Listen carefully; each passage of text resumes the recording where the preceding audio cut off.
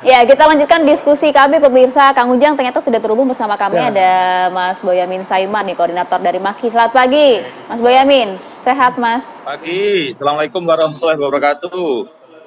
Waalaikumsalam Waalaikumsalam warahmatullahi warahmatullahi wabarakatuh. wabarakatuh. Siap, Mas Boyamin. Tadi Kang Ujang sudah sempat sampaikan bahwa wajar saja jika kemudian masyarakat melihat kasus ini erat hubungannya dengan unsur politis begitu, karena dilihat dari segi timing, dari segi keadilan begitu ya, dalam arti kenapa hanya Nasdem saja kemudian yang dibidik oleh KPK dan lain-lain. Tapi kalau Maki melihatnya bagaimana, ini murni hukum atau tidak, Mas Boyamin?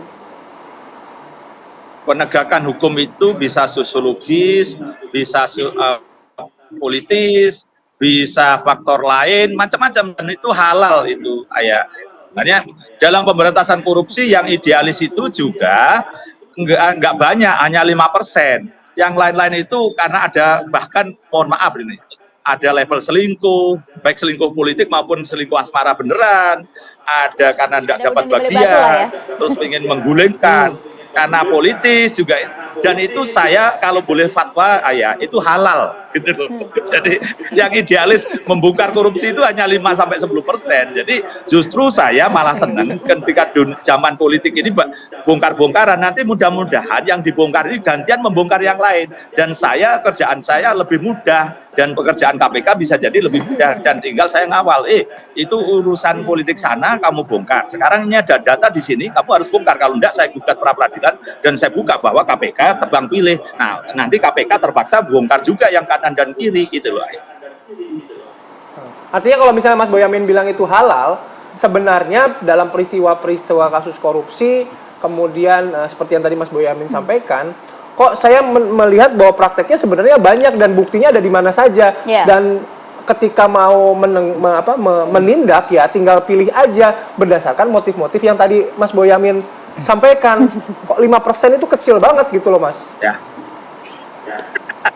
Lah justru itu. Tapi ini saya memandangnya sebagai vitamin gitu loh. Karena kalau tidak tahun politik, kira-kira nggak akan kebongkar semuanya. Paling nggak kebongkar 2. Nanti mudah-mudahan yang dibongkar ini periode-periode depan akan punya tabungan untuk membongkar dan berikan data itu ke saya, sehingga saya bisa membongkar dan saya kawal kan gitu. Sehingga semua bisa diproses gitu. Tapi bahasa minimalisnya saya sebagai orang Timur, orang Jawa, ya lebih baik dapat 2 daripada tidak dapat sama sekali. Soal bahwa itu ada vitaminnya gitu, yaitu gaduh ini kembang gulanya politik begini, ya saya telan aja meskipun pahit daripada enggak gitu. Tapi ya mari orang-orang yang berkepentingan masing itu kan data juga semua saling ada, ini dalam pemerintahan ini sebenarnya bisa saling bongkar, dan bahasa saya tinggal tepuk tangan, dan nanti kalau ada yang mangkrak saya gugat pra peradilan gitu, Bayu. Oke, artinya kalau Maki sih menganggap ini justru momen politik ini adalah momen yang positif begitu ya, dan juga halal-halal saja karena apapun itu unsur politisnya, intinya mereka memang ada tindak pidana di sana. Kang Ujang. Ya, saya melihat begini ya. Ya, kalau dalam konteks penegakan hukum, ya mau tahun politik mau tidak harus dijalankan. Tetapi memang intensitas tadi ya menyerang lawan politik itu makin besar, makin banyak. Ini problemnya di situ. Oleh karena itu agar berkeadilan gitu ya, agar penegakan hukumnya tadi ya sesuai dengan ketentuan perundang-undangan, maka sejatinya kasus-kasus yang kata Bang Boyamin tadi ya, yang katakanlah melibatkan bongkar-bongkaran ya, semua menteri, misalkan semua kubu gitu ya, baik di kubu oposisi maupun kubu pemerintah harus dibuka. Ini namanya penegakan hukum berdasarkan keadilan. Misalkan saya contoh ada dugaan korupsi menteri terbaru nih, udah diduga menerima uang gitu kan, 27 miliar. Ini kan harus diungkap juga, harus dibuka. Jadi harus fair berbagi fair semua, gitu. Halal tapi fair gitu. Iya, halal, dan dalam konteks itu, nah masyarakat kan ya, diingatkan oleh pemberantasan korupsi hari ini bahwa tadi kalau Bang Benyamin mengatakan itu vitamin, ya tapi vitamin yang apa? Apakah memang ini menyegarkan? Ya kan, apakah memang seperti apa? Oleh karena itu saya melihat ya ke depan saya punya kepentingan bangsa ini ya. Kita bicaranya bangsa sebagai nation state. Oleh karena itu dalam konteks pemberantasan korupsinya harus berkeadilan itu. Tidak bolehlah tebang pilih, tidak boleh menyasar kepada kelompok tertentu, partai tertentu, orang tertentu yang menjadi tanda petik lawan politik. Nah ini kepentingan kita adalah pemberantasan korupsi tuntas sampai akar-akarnya. Musuh kita kan yang terberat korupsi, bukan yang lain. Oleh kenapa dengan korupsi orang miskin, banyak nggak dapat pekerjaan ya kan. Pelayanan rumah sakit jelek, pendidikan juga mahal, macam-macam nih dampaknya. Oleh karena itu saya melihat tolong dong KPK, kejaksaan semua punya kepentingan yang sama dalam konteks konstruksi pemberantasan korupsi apa? Berkeadilan. Kalau memang katakanlah pihak-pihak atau partai ini yang menjadi lawan politik itu mohon maaf tanda petik dikerjai ya, dicari kesalahannya walaupun ada bukti hukumnya, maka disikat. Tapi dalam konteks yang lain maka ada mohon maaf ya koalisi-koalisi yang lain kok selama ini kasusnya dipetieskan, didiamkan, menteri-menteri yang diduga juga menerima tanda petik ya uang haram juga masih berkeliaran. Ini kan pemberantasan korupsi macam apa? Oleh karena itu ya kita harus tegas, bangsa Indonesia menunggu KPK, kejaksaan, termasuk kepolisian untuk menegakkan hukum secara berkeadilan. Itu yang punya kepentingan kita sebagai bangsa yang tadi punya kepentingan untuk membangun demokrasi yang sehat. Mas Boyamin, respon Anda? Ya, saya pengen juga adil terhadap Bang Ujang, terhadap TV One, pemirsa. Dalam hal kasus Menteri Pemuda Olahraga, itu saya yang melakukan investigasi kepada rombongannya Pak Magdir, saya ungkap itu. Waktu itu masih saya haji. Dan sudah saya gugat pra peradilan karena belum tersangka. Dan saya minta sudah kemarin untuk dilacak CCTV-nya kemana arah dari keberangkatan mobil ini yang membawa uang 1,8 juta US dollar.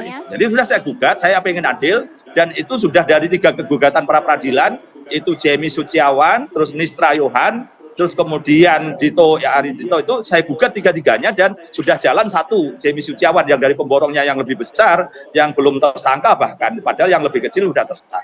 Terus ada 2 menteri yang saya gugat, 1 menteri, 1 ex-menteri terkait minyak goreng, dan di Senin depan ini akan disidangkan, akan dibuka siapa menteri yang saya kejar, dan itu bukan dari oposisi, dari yang ikut rombongan penguasa. Jadi saya kejar semuanya kok. Jadi dengan data yang ada, saya ingin berusaha adil. Dari letupan politik itu saya serap dan kemudian saya imbangkan supaya memang saya juga tidak dianggap pro sana pro sini. Jadi saya pasti selalu imbang ketika melakukan gerakan kanan, pasti ada gerakan kiri dengan saya gugatan pra peradilan. Mulai tahun 2004 sudah saya lakukan. Banyak hal yang bisa dilacak bagaimana ada 2 perusahaan berseteru, saya gugat dua-duanya untuk pra peradilan korupsinya.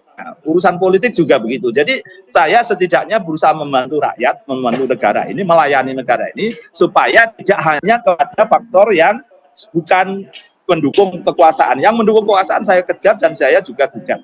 Tapi bahwa kemudian KPK, kejaksaan itu belum adil, ya mari kita kejar bersama, Bang Ujang. Masih. Oke. Mas Boyamin, saya kembali lagi begini. Kalau misalnya Mas Boyamin menyampaikan soal 5% tadi yang benar-benar praktik korupsi dengan landasan hukum ya tanpa ada embel-embel yang lainnya. Sebenarnya dalam faktanya yang Mas Boyamin temukan, artinya sebenarnya praktek-praktek korupsi itu kan banyak ya. Hanya saja tinggal dipilih begitu nggak, Mas Boyamin? Dipilih quote unquote begitu ya. Nah, mana yang mau harus adil juga atau enggak gitu loh. Mana yang mau digarap lebih lanjut dalam proses penyelidikan dan mana yang mungkin tidak begitu.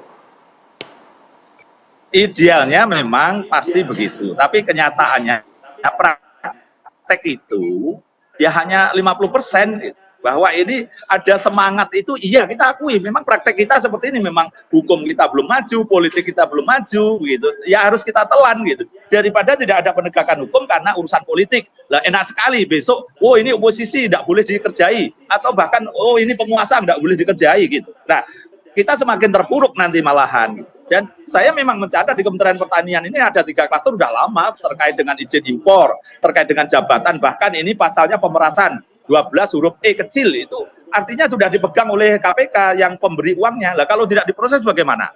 Terus kemudian terkait dengan jabatan impor proyek. Ada proyek yang terkait dengan memulut kuku penyakitnya sapi itu. Itu harusnya dikasih peneng yang bagus seperti di Australia, tapi peneng kita jelek, plastik yang gampang pecah, gampang copot, tulisannya juga digesek-gesek untuk garu-garu sapi juga udah hilang tulisannya gitu. Jadi ini memang perlu dibenahi juga dalam posisi ini dan di treatment gitu. Kalau KPK sudah megang orang yang peras, gitu, masa kemudian tidak diproses karena politik?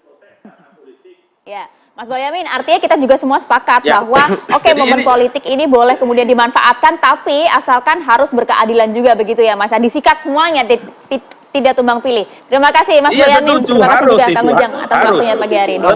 Sekali lagi. Terima kasih Bang Bayu. Terima kasih. Terima kasih Mas Boyamin. Nanti kita ngobrol-ngobrol lagi di lain waktu ya Kang Ujang, sekali lagi terima kasih.